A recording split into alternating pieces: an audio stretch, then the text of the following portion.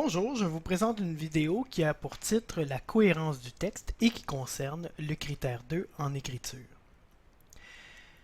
Pour la cohérence, il existe deux grandes catégories, la continuité et la progression. Il faut qu'il y ait un équilibre entre la reprise de l'information et les autres règles, c'est-à-dire les règles de non-contradiction, de progression et de relation. Nous allons voir chacune de ces règles-là plus précisément dans chacune des prochaines diapositives. Débutons justement avec la règle de continuité qui est la reprise de l'information. On observe la reprise par trois éléments.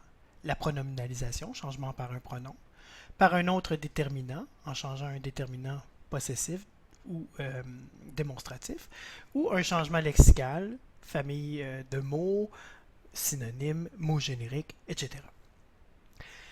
Observons maintenant un modelage qui concerne la continuité. Je vais lire chacune des phrases et je vais observer les éléments de reprise d'information et les commenter au fur et à mesure. Il constitue une autre espèce de canard. Ici, on a le pronom « il », mais il n'y a aucun antécédent. On n'a pas de GN qui nous dit de quel sujet on parle. À ce moment-là, on devrait avoir un GN comme antécédent, donc on devrait utiliser un GN ici. On va poursuivre. Les canards plongeurs, quelquefois appelés canards de mer, vivent près des grands plans d'eau intérieurs et le long des côtes marines. Justement, ici, on a notre GN qui devrait être utilisé au début du texte. C'est notre première mention complète. Alors, ce que je propose, c'est qu'on change les deux éléments. Les canards plongeurs, quelquefois appelés canards de mer, constituent une autre espèce de canard. Ils vivent près des grands plans d'eau intérieurs. Donc, on vient de changer les deux éléments. On a notre première mention, reprise par un pronom par la suite.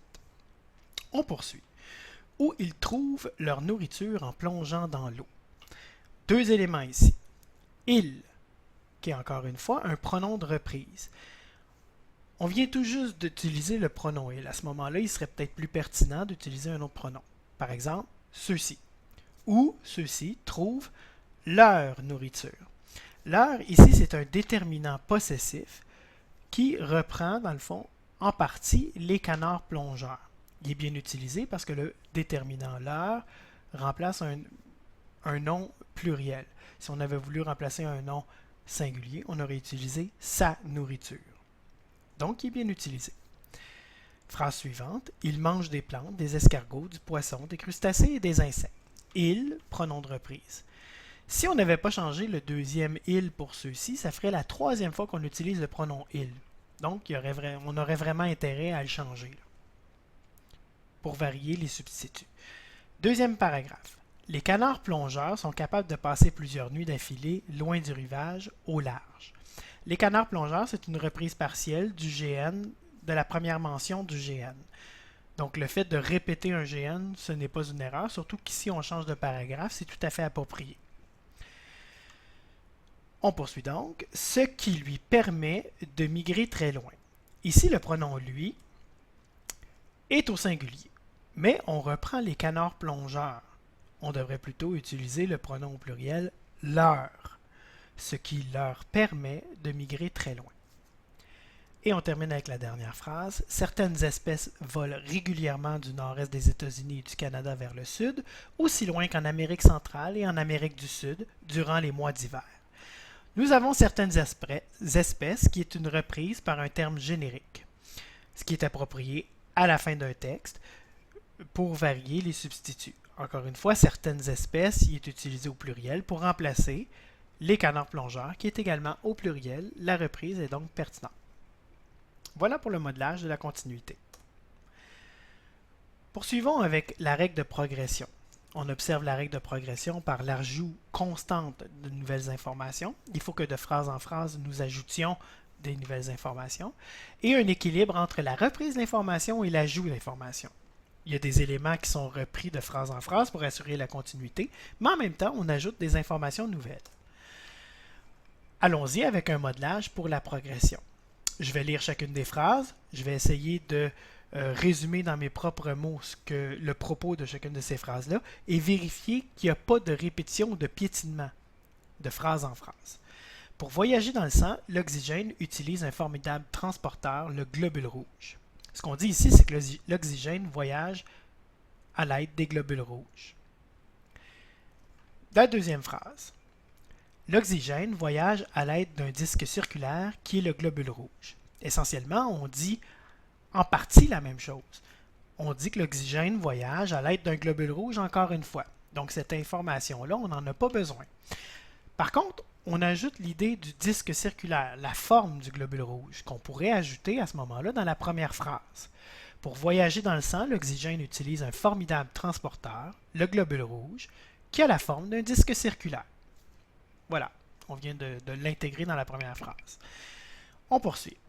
Le globule rouge fixe l'oxygène sur un pigment, l'hémoglobine. Ce qu'on dit ici, c'est que le globule rouge fixe l'oxygène sur de l'hémoglobine. Deuxième phrase, cette hémoglobine sert à fixer l'oxygène pour qu'il voyage dans tout le corps. On répète encore une fois le fait que l'hémoglobine fixe l'oxygène. Cette information-là a déjà été dite, on l'enlève. Par contre, l'idée qu'il voyage dans tout le corps, c'est une information nouvelle qu'on pourra encore une fois venir greffer dans la première phrase. Ce qui donnerait, le globule rouge fixe l'oxygène sur un pigment, l'hémoglobine, ce qui lui permet de voyager dans tout le corps. Ensuite, elle transporte aussi le gaz carbonique. Elle, pronom de reprise qui reprend l'hémoglobine, tout à fait justifié, transporte aussi. Donc ici, on a un élément qui souligne un ajout d'information, le gaz carbonique. Donc on est correct avec cette phrase-là. Et on poursuit avec la dernière phrase. Il n'y a pas que l'oxygène qui est transporté par l'hémoglobine. Il y a aussi le gaz carbonique. On a dit il y a deux phrases que l'hémoglobine transportait l'oxygène. C'est déjà dit. Puis dans la phrase précédente, on vient de dire que on transporte également le gaz carbonique. Donc, cette phrase-là est complètement inutile. Voilà pour le modelage de la progression. Allons-y maintenant avec la règle de non-contradiction. On observe la non-contradiction par l'ajout d'éléments d'information qui vont dans le même sens. On ne peut pas dire des choses qui vont dans un sens contraire ou qui se contredisent. Le maintien d'un point de vue. Si on décide d'avoir un point de vue engagé, on va le garder tout le long. Et si on décide d'avoir un point de vue neutre, même chose, on va le garder tout le long. Et l'harmonisation des temps verbaux. On va respecter le système verbal de notre texte. Allons-y avec le modelage de la non-contradiction. J'ai déjà encadré ici certains éléments qui risquent de rentrer en contradiction. On va les voir au fil de la lecture. L'eau est présente partout sur la planète, sauf dans les déserts où elle se trouve en très petite quantité. Ici, on a trois éléments qui ne vont pas très bien ensemble. D'abord, on dit que c'est partout, sauf quelque part. Donc, on ne va pas dans le même sens. Puis, finalement, dans le désert, on dit que possiblement il n'y en a pas parce qu'on dit sauf dans le désert, mais on dit qu'il y en a en très petite quantité. Donc, on est vraiment très peu cohérent ici. Si on voulait transformer la phrase, ça pourrait donner l'eau est présente presque partout sur la planète. C'est dans le désert où elle se retrouve en plus petite quantité. Donc, on serait beaucoup plus cohérent dans notre propos. Depuis plus de 4 milliards d'années. Depuis, c'est une préposition qui nous indique que ça existait il y a longtemps, mais que ça existe toujours. L'eau se renouvelait et se recyclait en suivant le cycle de l'eau. Alors ici, on utilise l'imparfait, mais la préposition depuis nous indique que ça devrait se continuer dans le temps. On devrait plutôt utiliser le présent, ce qui donnerait, depuis plus de 4 milliards d'années, l'eau se renouvelle et se recycle en suivant un cycle naturel appelé cycle de l'eau. La Terre ne reçoit pas d'apport d'eau venant d'une source extérieure. Alors, ce qu'on nous dit ici, c'est que l'eau ne provient pas de l'extérieur de la surface de la planète, donc de l'atmosphère. On se demande d'ailleurs si des molécules d'eau se retrouvent dans l'espace. Bon, on vient de dire qu'il n'y a pas d'eau qui vient de l'extérieur, puis on se demande s'il y a de l'eau dans l'espace. Ça ne va pas très bien et ce n'est pas en continuité. Et si celles-ci peuvent alors entrer en contact avec notre atmosphère. Encore une fois, on continue l'idée que on pourrait avoir de l'eau à l'extérieur qui rentre en contact avec l'atmosphère. On est en contradiction. Deuxième paragraphe. L'eau que je consomme et que vous consommez aujourd'hui est la même depuis la création de la Terre. On a la même préposition qui suggère que ça se poursuit dans le temps. En suivant son cycle naturel, l'eau se renouvelait perpétuellement. Donc ici, on devrait plutôt utiliser le présent encore une fois. En suivant son cycle naturel, l'eau se renouvelle perpétuellement et permettra toujours aux êtres de vivre. Donc l'eau, elle sera toujours là et elle va permettre à tout et chacun, à tous les êtres de vivre toute leur vie. La dernière phrase, quand manquerons-nous d'eau? On n'est pas cohérent avec ce qu'on vient de dire. On dit qu'il y en aura toujours, que le cycle de l'eau sera perpétuel, puis finalement on dit à quel moment est-ce qu'on va en manquer. On est en contradiction. Voilà pour le modelage de la non-contradiction. La règle de relation. Donc on observe la règle de relation par des liens d'une phrase à l'autre. Il faut que les phrases soient unies par le sens d'une phrase à l'autre. Des liens avec les connaissances du lecteur. On doit aller avec ses connaissances. On sait que le lecteur a des connaissances. Donc, si on dit des choses qui ne sont pas vraies, ça ne sera pas cohérent dans son esprit. Et l'utilisation de marqueurs de relation appropriés. Voyons le modelage concernant la relation. Je vais lire chacune des phrases et s'il y a des éléments qui ne se suivent pas ou qui ne sont pas liés dans un sens, on va en faire mention. À mon avis, la ville ne présente aucun avantage. Pour le lecteur, c'est un élément qui est faux, aucun avantage. C'est sûr et certain que la ville, même si elle ne nous plaît pas, elle présente des avantages. Il y a un système d'aqueduc, il y a un système d'égout, il y a un transport en commun, il y a beaucoup de commerce, donc il y a quand même certains avantages. Il faut être un peu plus nuancé. À ce moment-là, on pourrait dire que la ville présente quelques avantages intéressants.